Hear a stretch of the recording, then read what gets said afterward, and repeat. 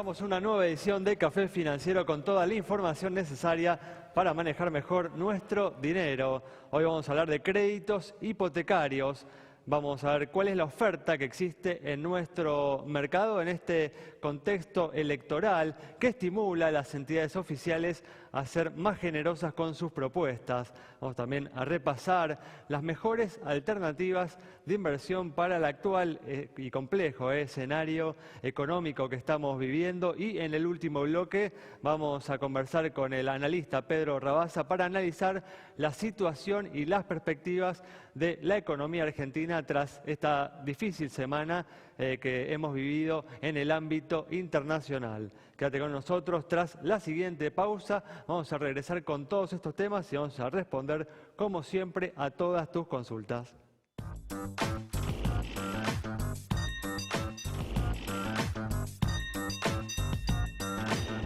Muy bien, ya estamos aquí con Santiago Chelala, también estamos con Yamila Escala y nos está acompañando hoy también Iván Carrino, pero en esta ocasión para hacer, como todos los viernes, para brindarle algunas recomendaciones de inversión para todos aquellos que están así intentando descifrar este difícil contexto económico y ver dónde colocar su dinero. ¿Qué tal? ¿Cómo andan? Muy bien, ¿cómo les va? ¿Cómo andas, Alejandro? Gracias por estar una vez más aquí. Vamos a arrancar con los temas que tenemos para hoy. El miércoles pasado el gobierno anunció un conjunto de medidas dirigidas a ampliar el financiamiento para las pymes. Santiago nos amplía, nos brinda información sobre este tema. Así es, Ale. Bueno, fue una medida que anunció el ministro de Economía, Axel Kicillof, con la intención justamente de generar financiamiento para pequeña y mediana empresa. ¿Qué es lo que está pasando? Bueno, las tasas de interés, Ale, vos sabés, están tan altas que es muy difícil realmente para las pymes, a menos que tengan un negocio de muy alta rentabilidad también, bueno, financiarse en el mercado bancario. Así que, bueno, se han creado unos instrumentos nuevos que tienen que ver con la función de la CNB, de la Comisión Nacional de Valores. Por ejemplo, se le está dando mucho más importancia y más fácil acceso a los mecanismos de financiamiento a través de los cheques de pago diferido, a través de los pagarés. Se ha creado una nueva oficina, la Oficina de Asistencia Financiera, también dentro de la CNB, para asesorar a las pymes, y se les facilita, entre otras cosas, la posibilidad de financiarse con la emisión de acciones, algo que es muy importante y que muchas de las pymes, bueno, por no saberlo, no tener suficiente asesoramiento, no están haciendo. A veces es más barato y tiene más rentabilidad para una empresa emitir acciones que endeudarse a estas tasas tan altas. Bueno, como te decía, una batería de medidas, 7 en total, que tienen como objetivo alentar la economía, alentar el crédito para la pequeña y mediana empresa, que continúen, bueno, o que comiencen finalmente, porque este año ha sido bastante chato en materia de generación de empleo, pero bueno, no ataca de ninguna manera el problema de fondo, que sigue siendo la inflación, las altas tasas de interés, la expectativa también de una inflación más alta, y esto hace que el crédito, bueno, sea realmente escaso para las pequeñas empresas. Sin embargo, bueno, es un paso en la dirección adecuada, en más crédito, o por lo menos más facilidades para crédito para las pequeñas empresas. Sí, Santi, también, y un contexto económico realmente incierto, ¿no? O sea, ¿cómo saber, no? Ponerle desde la perspectiva del inversor que podría comprar, adquirir una acción de una pyme, cuál es el sector, ¿no?, que hoy en la Argentina ofrece las mejores perspectivas, y realmente no sabemos y no podemos, cuesta realmente reconocer en las propuestas de los candidatos cuál es el perfil productivo del país para los próximos años. Sí, Ale, es un tema, es un problema. Como decimos, muchas veces el gobierno ataca las consecuencias en vez de ir a las causas, no pone parches que ayudan, por supuesto, como si uno hablara del plan de precios cuidados. ¿Está mal? No. ¿Sirve? Por supuesto, esto también sirve. Pero si uno no ataca los problemas de raíces, de fondo, bueno, termina teniendo resultados escasos o que terminan diluyéndose. Sí, definitivamente. Bueno, vamos a cambiar de tema. Y bueno, justamente hablábamos de inversores que podrían tal cual, ¿no? Tal vez invertir en una acción de una pyme, obviamente sería una alternativa realmente riesgosa, ¿no?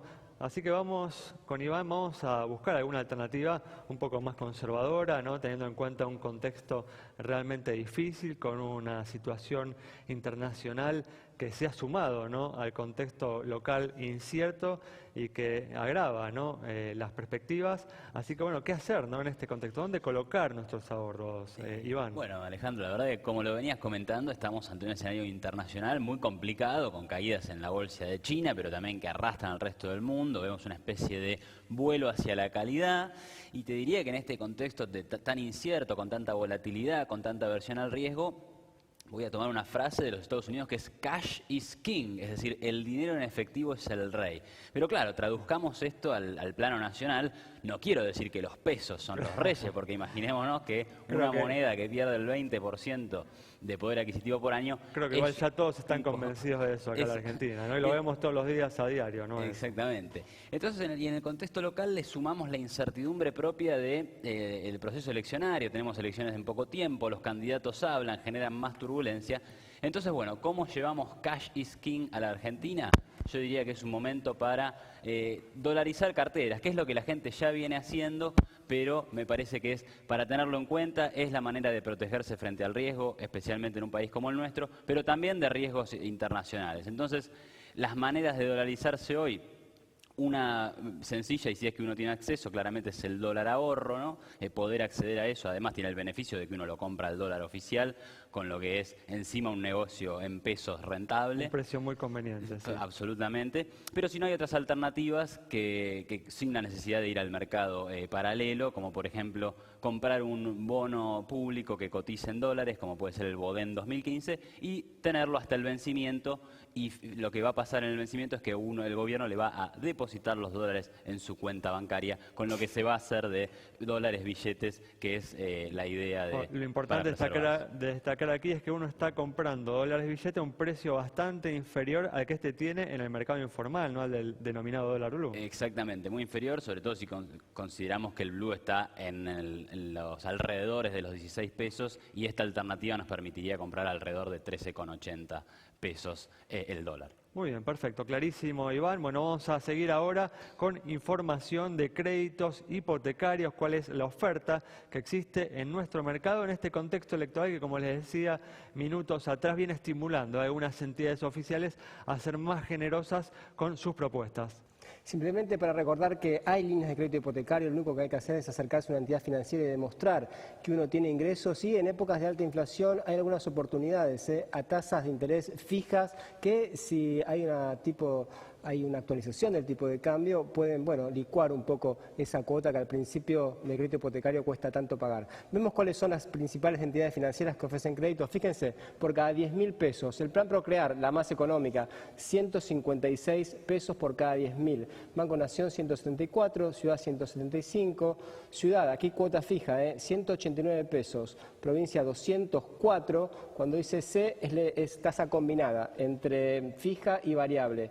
Hipotecario 206, Credicop 207, Galicia 210, Santander Río 213 y cierra la lista el Banco Francés con 219 pesos por cada 10.000. Ahora, si uno quiere pagar un poquito menos de cuota por cada 10.000 pesos, tiene que ir a un plazo más largo. 20 años para Procrear, por ejemplo, 110 pesos por cada 10.000, 145 el Banco Nación, 150 Ciudad en tasa escalonada y 162 tasa fija. Banco Provincia, 189 pesos por cada 10.000 que tomamos de crédito, 200 el hipotecario, 209 el Santander Río, en este caso solo tasa variable.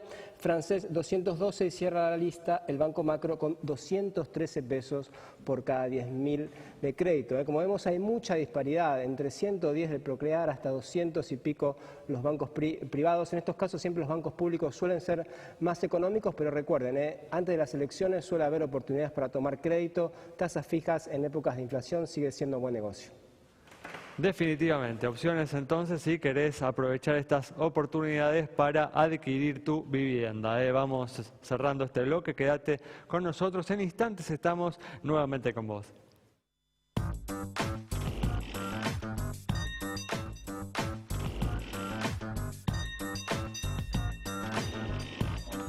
Ya está con nosotros Magalí Portales en este espacio que, como todos los viernes, dedicamos a responder a todas tus consultas. Hoy vamos a hablar de temas relacionados con el consumo. ¿Qué tal, Magalí? ¿Cómo andás? ¿Qué tal, Alejandro? Gracias por estar una vez más aquí. Gracias por invitarme. Esperemos un instante, vamos a responder, como hacemos siempre ahora, una consulta sobre la situación de una entidad bancaria. Es el caso de la pregunta de Teresa sobre el Banco San Juan.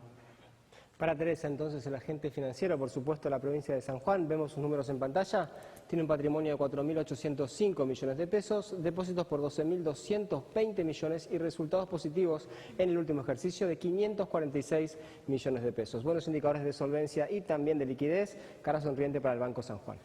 Muy bien, perfecto, Magalí. Empezamos entonces con las consultas. Tenemos, por ejemplo, la de Esteban, que tiene una tarjeta de crédito y hace un par de meses le apareció en el resumen una compra que no hizo. Reclamó en la empresa, pero le dijeron que no le queda otra que pagarla porque no tienen forma de verificar si él la hizo o no. Quiere saber cómo debe manejarse. Considera, yo estoy de acuerdo con él, que no corresponde que pague este cargo.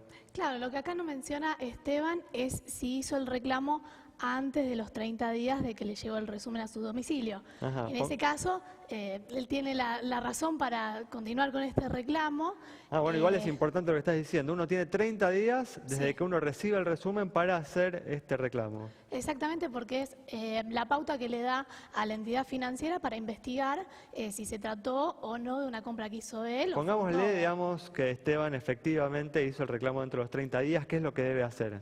Y bueno, en ese caso tendría que llevar su reclamo al banco por los distintos medios, puede hacerlo de forma telefónica tomando nota del número de reclamo, Pero bueno, la fecha. la institución le dice que no. ¿Qué hace entonces? Y bueno, ahí tiene que dirigirse a Defensa del Consumidor y ahí continúa con su reclamo. Las oficinas de defensa del consumidor que cada localidad tiene, ¿no? Obviamente. Exactamente, se puede dirigir a cualquiera llevando todos los comprobantes con las copias necesarias. De todas formas, es importante destacar esto. O sea, cuando hay un cargo indebido, la empresa, la emisora de tarjeta de crédito se tiene que hacer cargo. Claro, sí, desde ya. Y si Uno puede tiene que dejarlo presentar alguna evidencia, documentado. bueno, uno no puede presentar esa evidencia. No, porque- presenta Es la palabra de base, uno, ¿no? Claro, uno presenta nada más el resumen y deja una nota exponiendo lo que ocurrió y entrega una copia y le sellan la otra, así da una pauta de la fecha en la que hizo el reclamo para que puedan asistirlo. Muy bien, perfecto. Bueno, seguimos entonces con la consulta ahora de Mercedes,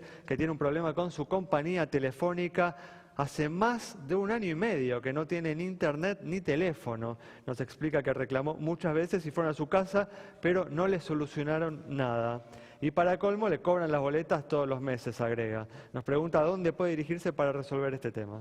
Claro, lamentablemente en muchas zonas las telefónicas no hacen inversiones, entonces con alguna lluvia terminan estropeándose los cables Porque y estamos se hablando de quedan 1 sin año y medio, servicio. ¿eh? Exactamente, pero pueden concurrir numerosas veces Claro. y no se lo solucionan porque es una cuestión de inversión a veces, pero bueno, no tiene por qué llevar con los daños esto.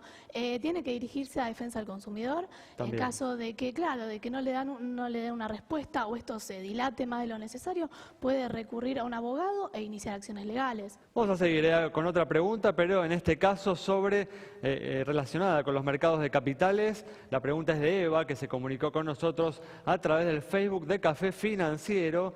Eva quiere saber dónde compra, nos dice los bonos 2015, indudablemente se refiere a los Boden 2015, de los que precisamente hablamos en el bloque anterior, Iván.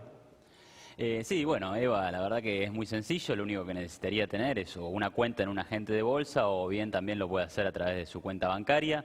Si tiene un agente de bolsa es cuestión de llamar por teléfono o incluso lo puede hacer a través de los portales de internet que el mismo agente tenga, si es que tiene este servicio. Y si no, en la mayoría de los bancos también puede acceder al bono, que tiene que comprarlo y lo que tiene que tener en cuenta es que el nombre de este bono es RO15, ¿sí? Esa es la manera en que tiene que pedírselo a la gente o también al banco. Pues si no tiene igual cuenta en el banco, tiene que abrir, como decías bien, ¿no? Una cuenta comitente, no en una Exacto. sociedad de bolsa. Exactamente, sí. Eso Muy es bien, lo que- clarísimo. Bueno, vamos a cerrar ahora este bloque respondiendo una última consulta, en este caso, como hacemos siempre, sobre la situación de una compañía de seguros.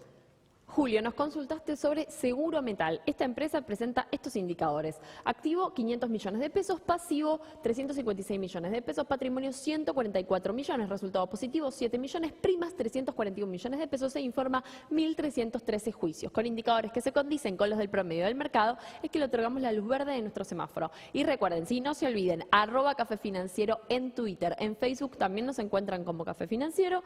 Nos escriben y les respondemos. Muy bien, cerramos el bloque de este modo. Al regreso vamos a estar dialogando con el economista Pedro Rabasa. Quédate con nosotros. En instantes estamos de regreso.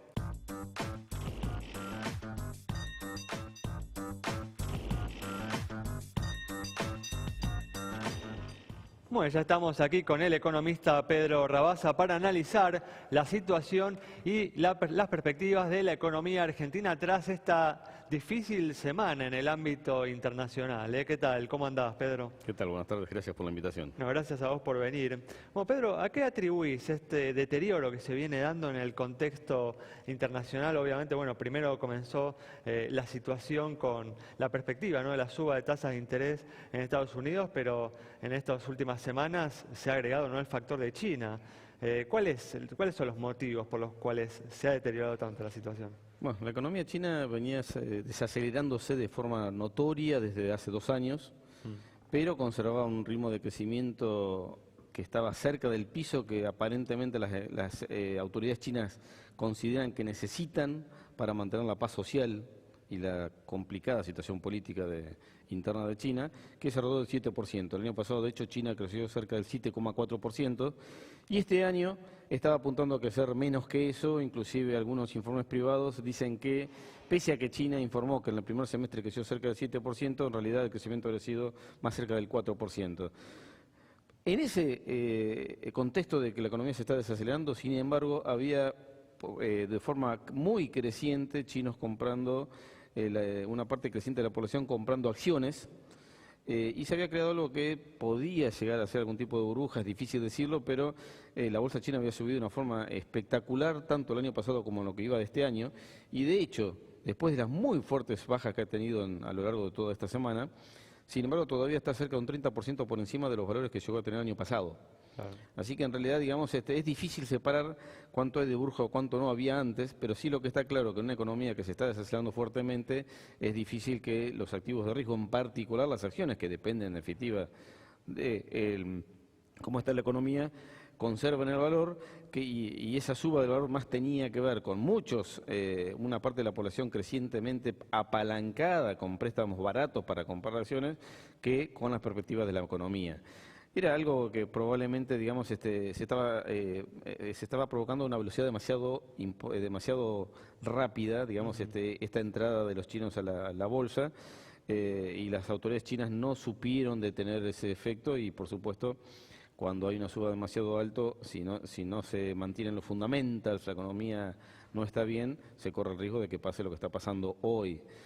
Igualmente, más allá del problema de la desaceleración de la economía y de la caída del mercado bursátil, en realidad para nosotros, para Argentina, para los países emergentes, lo que más nos interesa es cuál es el efecto que va a tener la economía china o una desaceleración del consumo en China con el precio de los commodities. Exactamente, bueno, en particular Argentina, el tema de la soja, que ha alcanzado en estos últimos días niveles mínimos en 6 años. También muy importante para Argentina lo que sucede con el real, ¿no? Porque la moneda brasileña, bueno, es la moneda del principal socio comercial de la Argentina, donde van una parte importante de nuestras exportaciones. ¿Crees, digamos, que este contexto internacional puede agravarse y puede seguir golpeando justamente a estas variables tan caras a los sentimientos de los argentinos o de la economía argentina? Bueno, claramente la suba del dólar en Brasil ha superado los pronósticos más pesimistas, ha llegado a valores un poco por encima, digamos, de lo que se esperaba o de lo que necesita Brasil, de hecho. Y definitivamente, tanto la caída del precio de los commodities como la suba del dólar con respecto a todas las otras monedas, porque no es que solamente el real cayó más que otras monedas, pero en general prácticamente la mayoría de las monedas de los países emergentes y de los países centrales han caído contra el dólar en lo que va del año, en un movimiento que comenzó en la segunda parte del año pasado, y eso obviamente ayuda o complica aún más una economía local, la economía argentina, que ya tenía problemas, y estos son una serie de frutillas en el postre, digamos, para los problemas que íbamos a tener, que tenemos y que íbamos a tener y que sí van a ir acelerando a medida que nos acercamos a las elecciones. Pero como te decía antes, ¿crees que este escenario puede seguir deteriorándose? Yo creo que el mercado internacional todavía no tiene la mala noticia, llamémosle, sobre todo en la parte financiera, de lo que va a implicar la suba de las tasas en Estados Unidos, que tal vez ahora pase para el año que viene, es una discusión que hay hoy, porque obviamente hace bastante que se venía hablando de que iban a subir, se esperaba que subieran en el mes de septiembre, de hecho, casi se descontaba, o si no era en septiembre, por lo menos antes de que termine este año, pero con estos movimientos no marcados tal vez se atrase un poco. La pregunta es, ¿cuándo van a subir? Y cuando empiecen a subir, el movimiento, velocidad, ¿no? Claro, la velocidad y en particular el movimiento típico, la reacción inicial cuando empieza a subir la tasa de interés en Estados Unidos es que el dólar se aprecia. Claro.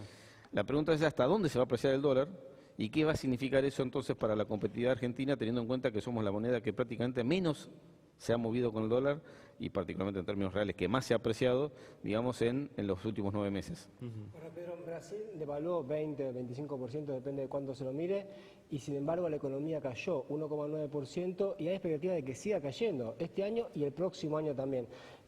¿Cuál es la receta para Argentina? Porque muchos economistas están diciendo lo que hay que hacer en Argentina es devaluar, el próximo presidente seguramente va a devaluar y eso va a reactivar la economía, reactivar las economías regionales, pero bueno, nuestros vecinos nos están mostrando que con devaluar tampoco alcanza. Bueno, devaluar únicamente no sirve a ninguna economía, particularmente si lo único que se hace es devaluar, si la única medida económica es devaluar, y tenemos el ejemplo cercano de lo que pasó a finales del año 2013 y principios de 2014, donde Argentina tuvo una importante devaluación, y 6 meses después esa devaluación había desaparecido. Pero en el caso brasileño está complicado, no solamente por digamos, una economía que igual crece el caso menos. de Brasil, ¿no? Porque Brasil devaluó y eso no se ha ido a precios. De hecho, la devaluación ha sido prácticamente del 50%, no tengo el valor exacto en el último año. Sin embargo, la inflación de los últimos 12 meses está en torno al 10%, ¿no? Bueno, igualmente la inflación se aceleró relativamente en el margen, o sea, el traslado de la devaluación a los precios en Brasil es definitivamente muy inferior, como en la mayoría de los países, respecto a Argentina, y eso tiene que ver con la estructura económica, pero también tiene que ver con lo que pasa con la moneda doméstica. El problema que tenemos aquí en Argentina es que en realidad no confiamos en la moneda doméstica para ahorrar, y por lo tanto estamos mirando en lo que pasa con la otra moneda, y además tenemos limitaciones para proveernos particularmente de bienes de consumo elaborados y de bienes tecnológicos a nivel interno, y eso hace que inmediatamente una devaluación se traslade a algunos precios internos. Y Pedro, ¿a qué atribuís en este caso la suba del dólar blue que estos días llegó a sobrepasar la barrera, si querés, psicológica de los 16 pesos? ¿A qué se debe?